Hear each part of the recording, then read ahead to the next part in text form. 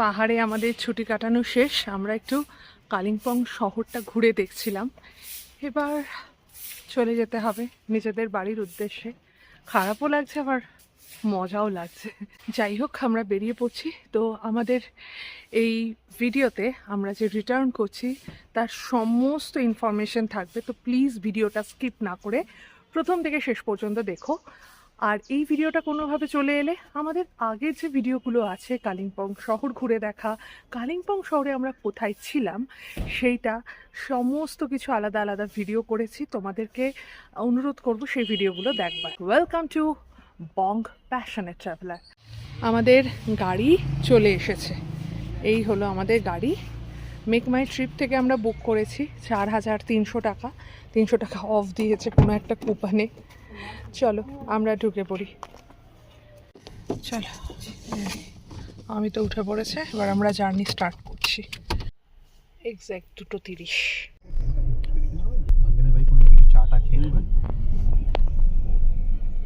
যাওয়ার সময় এই রাস্তাটা দিয়েই আমরা যাচ্ছিলাম, কত সহজে চলে এলাম চার মাথার মোড়টাতে।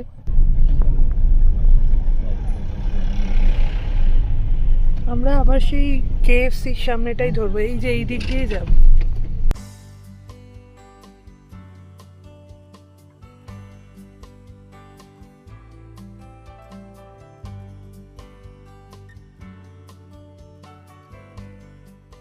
দার্জিলিং থেকে যখন কালিম্পং আসছিলাম তখন কিন্তু এই ব্রিজটা দিয়েই এসেছিলাম, এবং তখন বলেছিলাম যে একটা রেল সংক্রান্ত ইনফরমেশন তোমাদেরকে দেব। তো এই ভিডিওতে আমরা তোমাদেরকে সেই ইনফরমেশনটাই শেয়ার করছি। শিলিগুড়ি থেকে সিকিম পর্যন্ত প্রস্তাবিত সেবক রংপো রেল পরিষেবা উত্তর পূর্ব ভারতের যোগাযোগ ব্যবস্থায় এক বৈপ্লবিক পরিবর্তন আনতে চলেছে। এই রেল লাইনটি পশ্চিমবঙ্গের সেবক স্টেশন থেকে শুরু হয়ে সিকিমের রংপো পর্যন্ত বিস্তৃত হবে। বর্তমানে পর্যটকরা এনজিপি বা শিলিগুড়ি থেকে সড়ক পথে সিকিম যান, তবে এই প্রকল্প চালু হলে সরাসরি ট্রেনে সিকিম প্রবেশ করা যাবে। রেলপথটির মোট দৈর্ঘ্য প্রায় 44.96 কিলোমিটার থেকে 45 কিলোমিটার।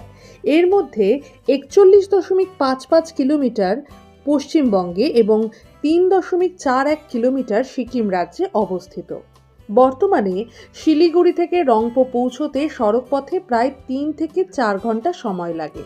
ট্রেন চলাচল শুরু হলে এই পথ অতিক্রম করতে মাত্র 1 ঘন্টা সময় লাগবে। এই রুটে মোট 5টি স্টেশন থাকবে: সেবক, রিয়াং, তিস্তা বাজার। এটি ভারতের প্রথম ভূগর্ভস্থ স্টেশন হতে চলেছে। মেনলি রংপো। এই কালিম্পং থেকে আমরা নেমে পড়েছি আর কালীঝোড়া বলে একটা জায়গায় এসে পৌঁছেছি। এই রকম একটা জায়গা আমরা যার সঙ্গে আসছি আর কি, সে এখানে বলল যে আপনি এখান থেকে চা খেতে পারেন, তো চলে এলাম। আরে বাহ, এইদিকে জায়গা আছে। পাশ দিয়ে তিস্তা নদী বয়ে গেছে আর আমরা এই একটা ছোট্ট ছিমছাম একটা জায়গায় চায়ের জন্য এসেছি। না, এটা হলো ডেক। বাবা, এটা কিরম একটা, দুটো রডের ওপরে পুরো জিনিসটা পড়ে গেলে একদম শেষ।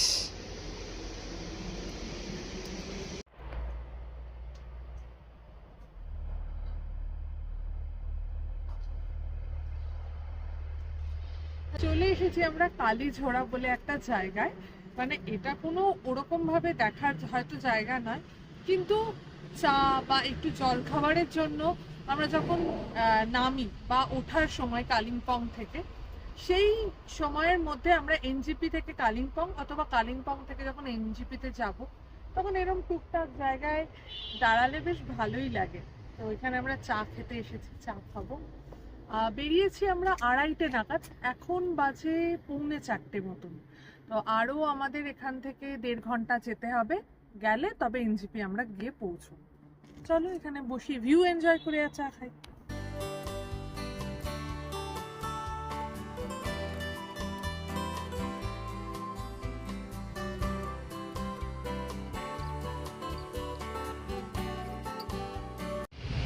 আদার একটা গন্ধ আসছে চায়ে। আরে আর এই যে আমরা তিস্তার পাড়ে বসে চা খাচ্ছি। নর্থ বেঙ্গল এলে আমাদের সবসময় একটা জানার আগ্রহ থাকে গাড়িটা নিয়ে, কারণ কমিউনিকেশন একটা ব্যাপার রয়েছে। এনজেপি স্টেশন থেকে যখন আমরা কালিম্পং বা দার্জিলিং কার্শিয়াংয়ে যাই তখন গাড়ি কত নিল সেইটা নিয়ে কিন্তু আমরা প্রচণ্ডভাবে ব্যাপারটা নিয়ে ব্যতিব্যস্ত হয়ে থাকি। তো সেক্ষেত্রে আমরা আজকে কালিম্পং থেকে এলাম। কালিম্পং থেকে যখন আমরা মার্কেটে ঘুরছিলাম কালিম্পংয়ে, তখন দেখলাম ওখানে কিন্তু লোকালি প্রচুর গাড়ি বুক করা যায়, মানে গিয়ে একদম যেরকম আমরা দার্জিলিং থেকে বুক করে থাকি ওরকমই করা যায়। কিন্তু আমরা প্রথমে তো বুঝতে পারিনি, আর মেফেয়ার থেকে ফার্স্টে বেরোইও নি, এই জন্য এই কন্ডিশনটা আমরা বুঝতে পারছিলাম না। তাই জন্য অমিত কী করেছে, ও মেক মাই ট্রিপের থ্রুতে একটা গাড়ি বুক করেছে। তো গাড়ি বুক করবার সময় এটা আমরা অন্য একটা জায়গা থেকে ইনফরমেশন পেয়েছি যে সিএনজি যদি থাকে সেই অর্থে তাহলে বড় লাগেজ পেছনে রাখা যায় না। তো এই জন্য অমিত করেছে কি, ওয়াগনার ডিজেল এরকমভাবে বুক করেছে। এবার সিএনজি বুক করলে বড় লাগেজ রাখা যায় না। আমরা ওয়াগনার সিএনজি পাচ্ছিলাম, কিন্তু সেটার প্রাইস ছিল 3500। সেক্ষেত্রে যখন আমরা ডিজেলে চলে গেলাম, ওয়াগনার ডিজেল, তখন ওরা বড় গাড়ি দিল, এবং আমাদের বড় গাড়ি দরকার ছিল না সত্যি কথা বলতে কি, কিন্তু 4000 টাকায় আমরা পেয়ে গেছি এই গাড়িটা। যদি আপনাদের এরকম ছোট লাগেজ থাকে তাহলে সিএনজি বুক করতে পারেন, সেক্ষেত্রে 3500-এ হয়ে যাবে, এবং লোকালি গিয়েও একটু বার্গেন করার মাধ্যমেও কিন্তু গাড়ি বুক করা সম্ভব। যেটা গিয়ে বুঝলাম এনজেপি স্টেশন থেকে, ওখান থেকেও প্রচুর গাড়ি পাওয়া যাচ্ছে এবং সরাসরি দার্জিলিংয়ে ড্রপ করছে এরকম গাড়ি, সেগুলো হলো 2500 টাকা নিচ্ছে। এবং যে গাড়িগুলো বলছে আপনারা কালকে সাইট সিইং নেবেন, তাহলে 1500 টাকায় আপনাদের হয়ে যাবে। এইদিকে ঘন শাল গাছের একটা বন, এইখানে এই ব্যাপারটাই খুব ভালো লাগে, এত গাছ।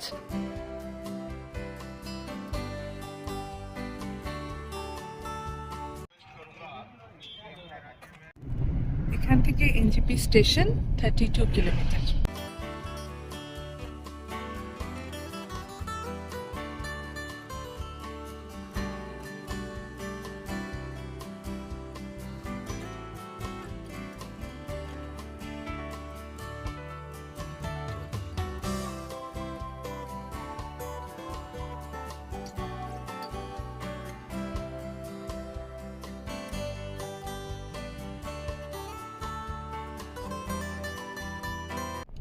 পাঁচটা 21 আমরা পৌঁছে গেলাম, আর আজকে আমাদের পদাতিকে করে ফেরবার পালা।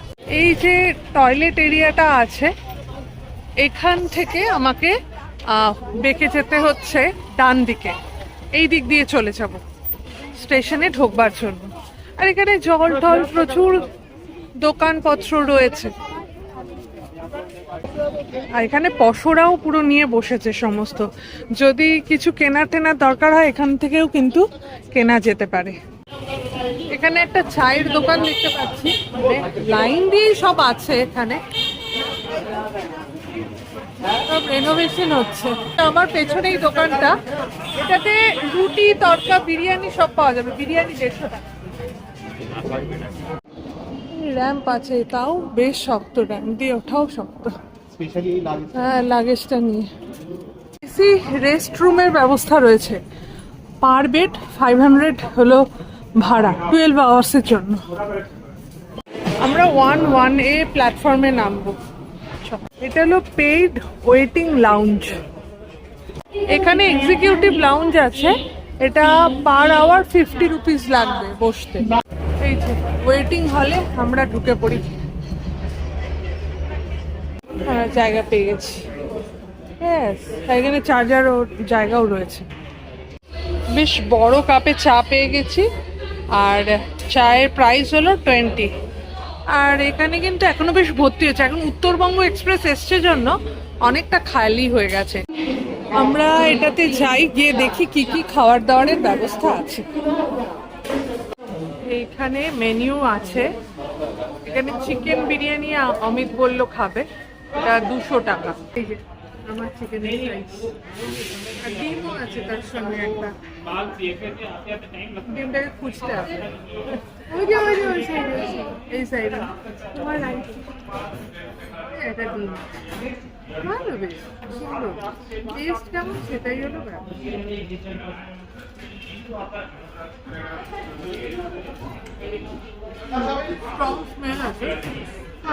আবার একটু আইসক্রিমও নিলাম অমিত এই আইসক্রিম নিচ্ছে ভ্যানিলা চকো এইটা বেশি ক্লাসিক ম্যাগনাম এটা বেশ সুন্দর হয় আমরা উঠে পড়লাম লিফটে চলো বেরিয়ে পড়ি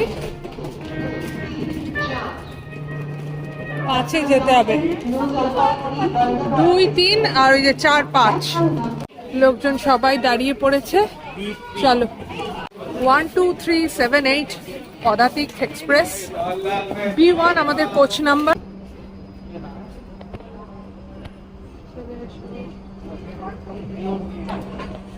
এই হলো B1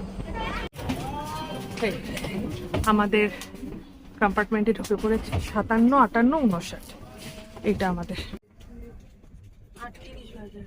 38 বাজে 30-এ ছাড়ার কথা 8 মিনিট লেটে ছাড়লো ফার্স্ট স্টপেজ হলো কিষানগঞ্জ আর এটা হলো বিহারে কি অদ্ভুত না ওয়েস্ট বেঙ্গল থেকে ওয়েস্ট বেঙ্গলে জার্নি করছি একটা স্টপেজ পড়ছে বিহারের কোনো একটা জায়গায় আর কি এটা তো কিষানগঞ্জ এরপরে হলো ডালখোলা দেন হলো সামসি এবারে হলো মালদা তারপরে হলো রামপুরহাট জাংশন বোলপুর বীরভূমে ঢুকে পড়লো আর কি বর্ধমানের পরেই হলো শিয়ালদা 6:55 বাজে আমরা 14 নম্বর প্ল্যাটফর্মে চলে এসেছি আর এই পাশেরটাতেই আছে হলো দার্জিলিং মেল আমাদের আগে চলে এসেছে চলো বেরিয়ে পড়ি শিয়ালদা স্টেশনে চলে এসেছি আর আমাদের ট্রিপের এন্ড হলো এইখানে যদি আমাদের এই সিরিজটা আর আজকের ভিডিওটা ভালো লেগে থাকে তাহলে প্লিজ লাইক কমেন্ট শেয়ার করে দিও আর আমাদের চ্যানেল বং প্যাশনেট ট্রাভেলারে নতুন হলে